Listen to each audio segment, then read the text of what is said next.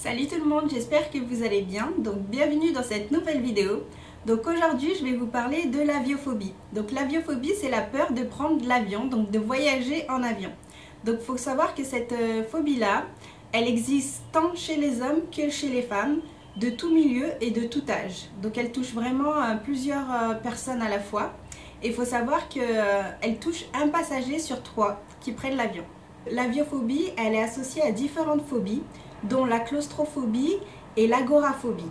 Donc premièrement, parlons de la claustrophobie.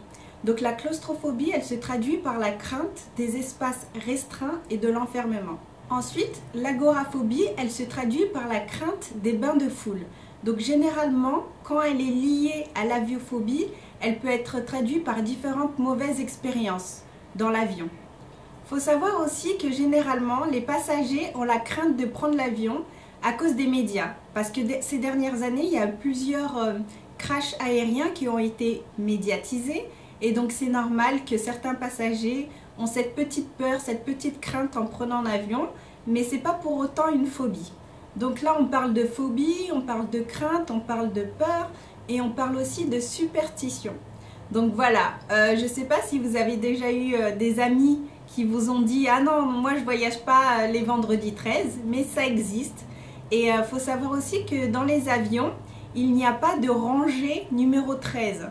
Voilà, parce qu'en fait, personne ne veut acheter un billet d'avion où il y a marqué siège numéro 13. Donc du coup, dans chaque avion, normalement, cette rangée-là, elle est déjà retirée. Donc vous n'aurez pas de siège attitré avec le numéro 13. Donc maintenant, je vais vous présenter les 6 raisons qui vont vous permettre d'avoir moins peur de voyager en avion. Donc c'est parti et attachez vos ceintures et restez sur cette vidéo. Donc la première raison, ça va être la médiatisation des événements. Donc ces dernières années, malheureusement, il y a eu plusieurs catastrophes aériennes et j'en suis désolée. Mais c'est vrai que souvent c'est sujet à des faits d'actualité et donc en fait on en entend parler pendant longtemps parce que du coup il y a des études, etc.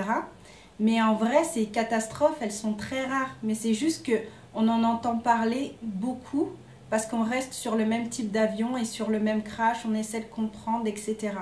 Et il faut savoir que l'avion, c'est le moyen le plus sûr de voyager devant le train et la voiture, statistiquement. La deuxième raison, c'est qu'il faut savoir qu'un avion, donc un avion basique de type Boeing par exemple, il va avoir 2 moteurs de chaque côté. Et bien, il faut savoir qu'un avion, il est capable de voler avec un seul moteur. Et donc, s'il perd son moteur A ou B, sachez qu'il peut continuer à voler. Et donc, même si l'engin, il est on fire, donc même s'il est en feu, sachez qu'on peut contrôler le feu, donc l'incendie, et qu'il est possible de voler et d'atterrir avec un seul moteur. Donc ça rassure. Ensuite, sachez aussi qu'un avion il est capable de voler sans moteur. Donc sans le moteur A et le moteur B, il est capable de pouvoir voler. Alors ça va être plus compliqué pour les pilotes, mais en tout cas un avion il est capable de planer dans les airs. Voilà. Donc l'atterrissage bien sûr il doit être imminent, il sera un peu rocambolesque, mais il est capable de planer. Donc voilà, j'espère que déjà ça vous rassure. Ensuite, sachez que la troisième raison, c'est qu'un avion, il est testé avant d'être mis en circulation. Et il est testé, mais de tous les côtés. Il a 1 million de tests avant d'être mis en circulation. Et sachez aussi qu'il est capable de résister à la foudre. D'accord ?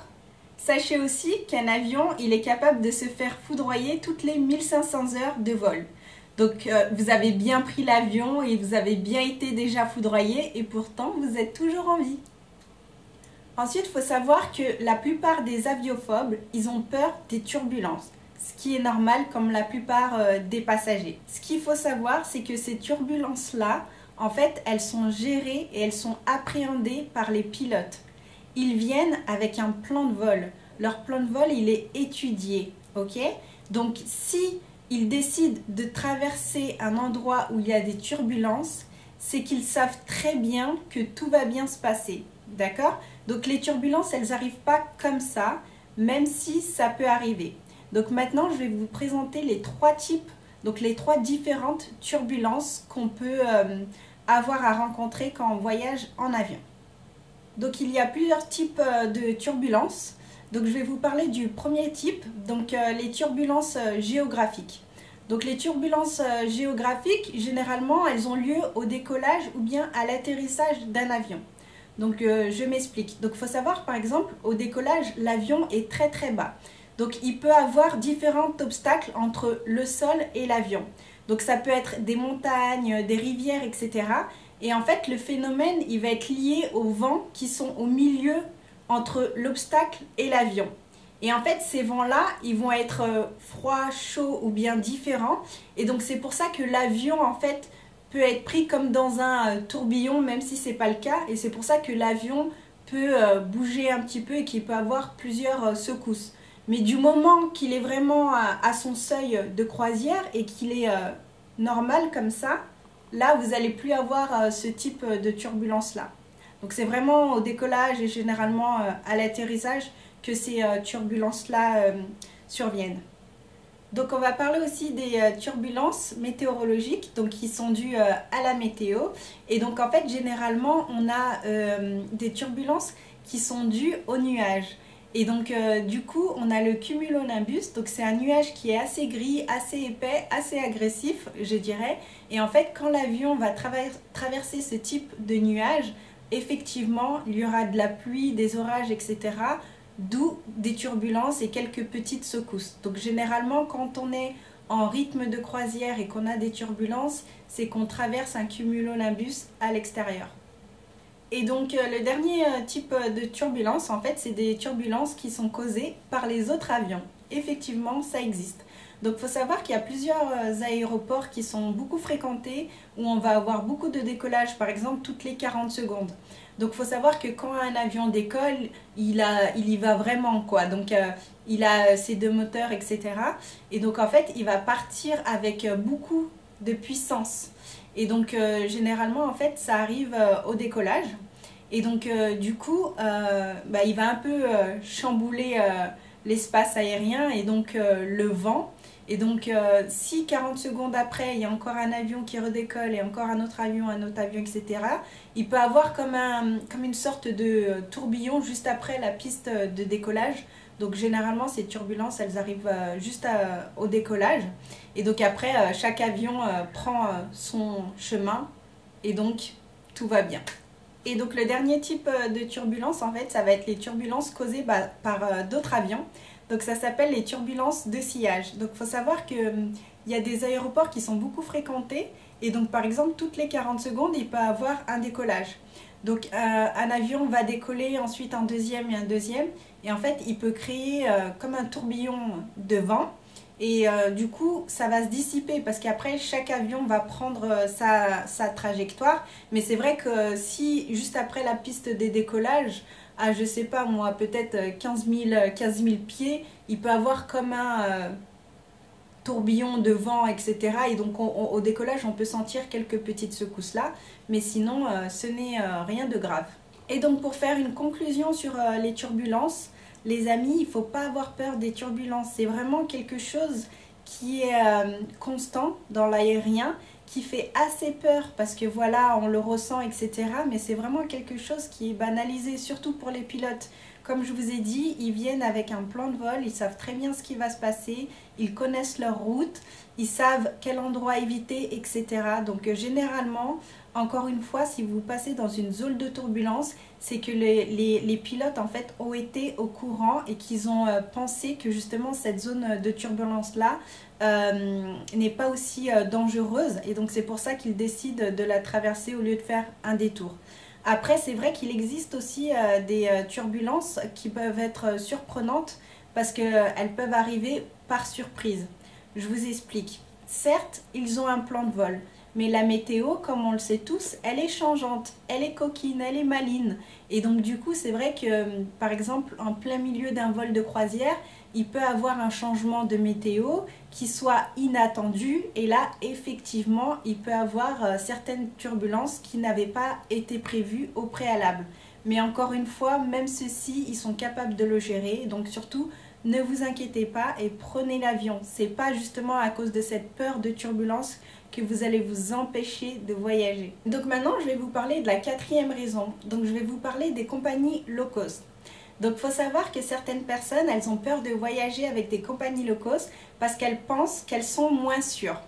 Mais ne vous en faites pas. Moi, la première, avant d'être dans l'aérien, c'est vrai que je me disais, ah bah non, je vais pas prendre une compagnie low cost parce que forcément, ça veut dire que peut-être l'avion peut être endommagé, etc. Ou bien que les normes de sécurité peuvent être moins sûres que dans d'autres compagnies aériennes. Mais ne vous en faites pas. Donc aujourd'hui, quand on va parler de compagnie low cost, en fait, on va parler de service, tout simplement.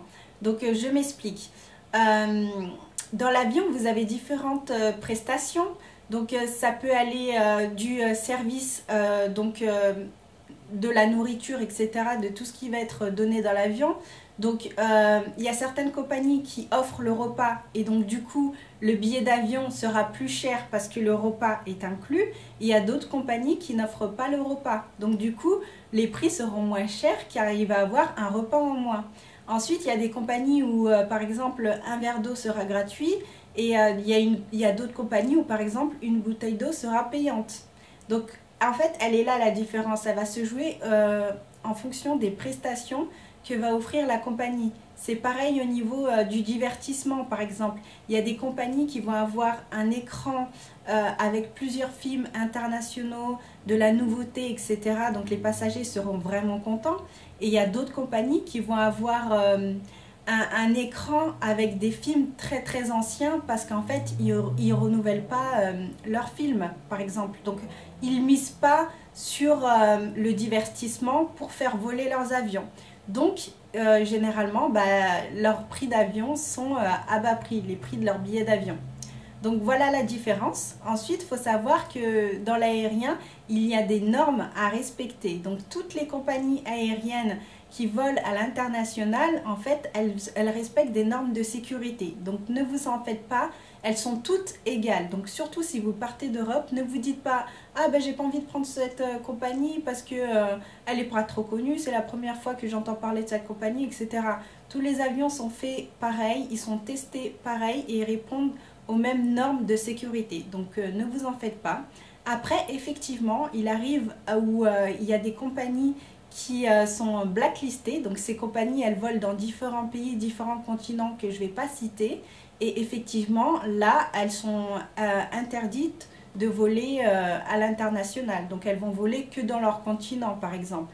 Donc pour avoir accès à cette liste noire, vous pouvez par exemple regarder sur Internet et vous renseigner sur ces compagnies-là.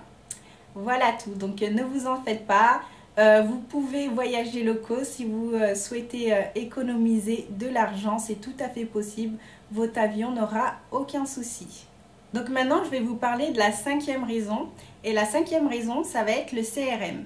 Donc le CRM, c'est le Crew Resource Management. Donc je m'explique. C'est un management qui va permettre de stopper tout simplement l'erreur humaine. Car vous le savez tous, l'erreur est humaine. Et donc ce management-là, il va se composer de la communication, du leadership et de la prise de décision.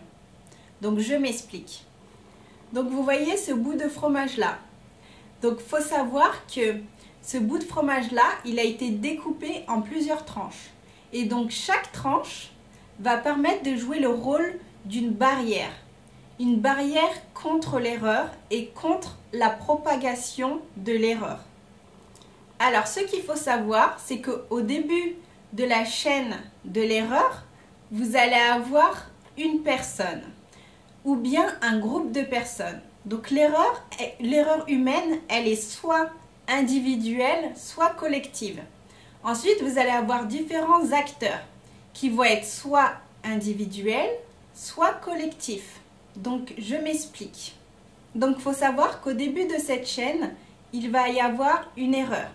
Donc, cette erreur, elle va être soit individuelle, soit collective. Et ensuite, il va y avoir des acteurs. Donc, ces acteurs, ils vont être soit individuels, soit collectifs. Et donc, je m'explique. Je vais vous mettre en mise en situation. Donc je vous explique. Moi, Mariama, aujourd'hui, c'est le matin, j'ai envie de sortir faire une journée shopping. Donc, je m'habille, etc. Je suis prête, je prends mes affaires, etc. Je lasse ma première paire de chaussures et ensuite je lasse ma seconde paire de chaussures. Mais malheureusement, j'ai mal fait le deuxième lacet. Et donc, je me retrouve avec une chaussure qui est lacée et une chaussure qui n'est pas lacée. Donc, je sors, je dis au revoir à ma maman, par exemple. Elle me voit habillée et elle ne remarque pas que j'ai un lacet qui n'est pas fait. Donc là, il va avoir une barrière de l'erreur qui va être dépassée. Donc, on va passer au stade numéro 2. Ensuite, je descends les escaliers, je croise la voisine, je lui dis bonjour et elle aussi ne va pas remarquer mon lacet qui est détaché. Donc là, on va passer dans un autre stade encore d'erreur, donc une autre barrière.